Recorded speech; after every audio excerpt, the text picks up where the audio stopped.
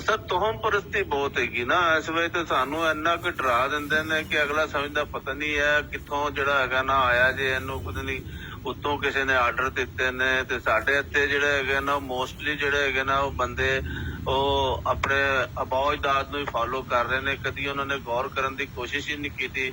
ਤੇ ਅਸੀਂ ਹੁਣ ਥੋੜਾ ਜਿਹਾ ਤੁਹਾਡੇ ਵਰਗੇ ਬੰਦਿਆਂ ਨੇ ਗਾਂਧੀ ਸਾਹਿਬ ਹੋ ਗਏ ਆ, ਉਹਨਾਂ ਨੂੰ ਹੋ ਗਿਆ ਸੁਣ ਕੇ ਸਾਡਾ ਵੀ ਹੁਣ ਜ਼ਿਹਨ ਥੋੜਾ ਚੱਲਣਾ ਸ਼ੁਰੂ ਹੋਇਆ, ਅਸੀਂ ਵੀ ਸੋਚਣਾ ਸ਼ੁਰੂ ਹੋਏ ਆ।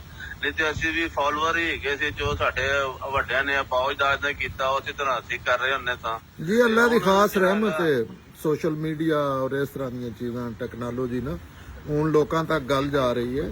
ਲੇਕਿਨ ਇਹ ਸਾਰੀਆਂ ਚੀਜ਼ਾਂ ਜਿਹੜੀਆਂ ਨਾ ਜ਼ਾਹਿਰ ਹੈ ਫਰਾਡੀ ਨੇ ਤੇ ਫਰਾਡ ਕਰਨਾ ਹੈ ਨਾ, ਉਹ ਕਈ ਰੂਪ ਬਣਾ ਕੇ ਨਾ ਆਵੇ ਦਾ।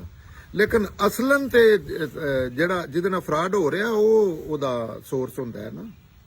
ਅਗਰ ਉਹ ਜ਼ਮੀਨ ਜ਼ਰਖੇਜ਼ ਨਾ ਹੋਵੇ, ਤੁਸੀਂ ਕਦੀ ਪੱਥਰ ਤੇ ਕਣਕ ਦਾ ਬੀਜ ਸੱਟ ਕੇ ਵੇਖਿਓ, ਉੱਤੇ 100 ਵਾਰੀ ਟਰੈਕਟਰ ਨਾਲ ਖੋਤਰ ਕੇ ਨਾ ਪੱਥਰ ਨਹੀਂ ਜੰਮਣ ਲਗਾ।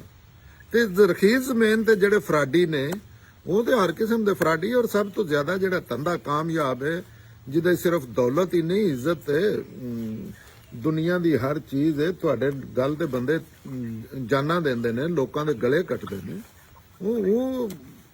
ਉਹ ਜਿਹੜਾ ਧੰਦਾ ਉਸ ਤੋਂ ਅੱਛਾ ਧੰਦਾ ਤੇ ਇਨਸਾਨੀਅਤ ਨੂੰ ਅਜੇ ਤੱਕ ਲੱਭਿਆ ਹੀ ਕੋਈ ਨਹੀਂ, ਜਾਲਸਾਜ਼ਾਂ ਨੂੰ, ਠੱਗਾਂ ਨੂੰ।